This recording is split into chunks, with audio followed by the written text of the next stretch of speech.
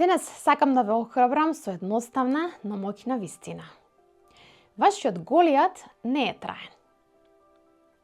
Секој од нас се соочува со своите голијати. Тоа се предизвици што се чувствуваат поголеми од нас.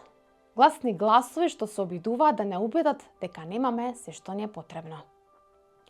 Во времето на Давид, Голијат стоеше високо и застрашувачки, излигувајќи наутро и навечер за да го исмева Божиот народ.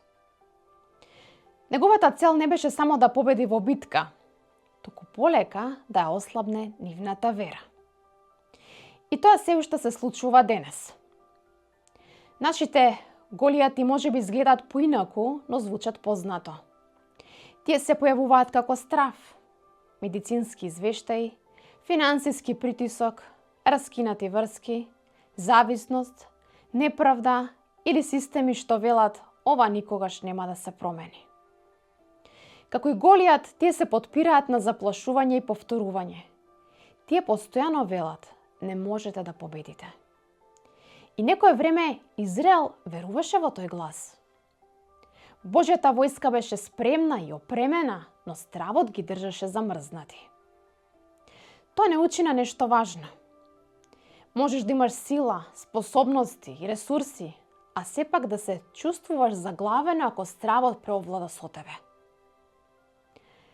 Но потоа се појави Давид. Давид не бараше борба. Тој дојде да служи, носејќи им леп на своите браќа. Но кога ги слушна зборовите на Голијат, нешто се раздвижи во него. Додека другите слушаа заплашување, Давид слушна навреда против Бог. Тој рече: кој е овој необрезан филистеец за да им се спротивставува на војските на живиот Бог? Сепак, пред Давид да се соочи со джинот, се соочил со нешто уште полично – обезхрабрување од својот брат. Светото писмо вели дека Илијав се налутил и рекол: зошто слезе овде? Јас ја знам твојата гордост и дрскоста на твоето срце. Дојде за да ја видиш битката. Не е интересно. Пред джинот да се обиде да го запре Давид, познат глас се обиде да го смири и премисли. Понекогаш најтешкото обезхрабрување не доаѓа од непријателите, туку доаѓа од луѓе кои не познаваат, луѓе што ги сакаме, луѓе кои треба да не бодрат.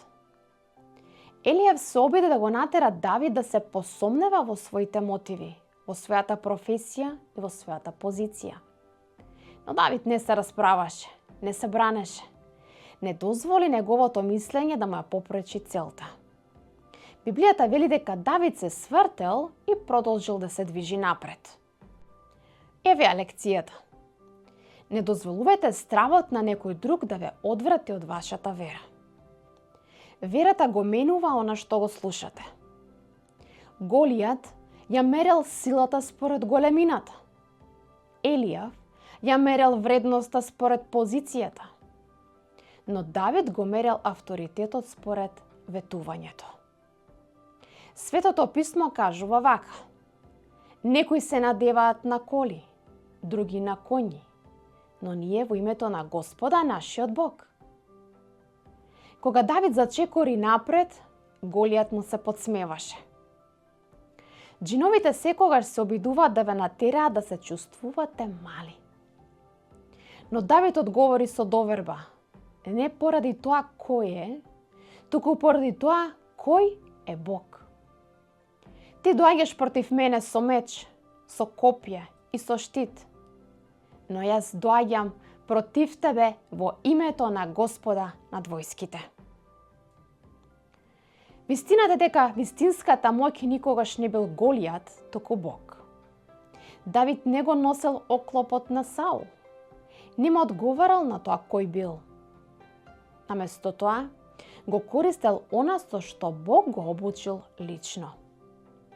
Истите раце што ги штителе овците од лавови и мечки, сега биле доверени да се соочат со джин.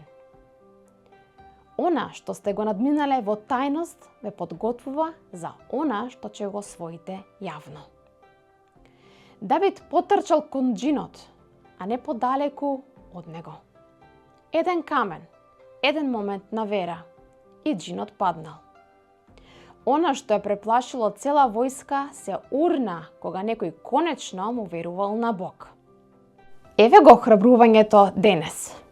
Џиновите изгледаат големи кога се фокусираме на нив, но се намалуваат кога се фокусираме на Бог. Голијатите на овој свет не се трајни. Тие се привремени пречки што стојат на патот. Битката е Господова. Истиот Бог што му помогнал на Давид, работи во вашиот живот токму сега. Поголем е оној кој е во вас, отколку оној кој е во светот.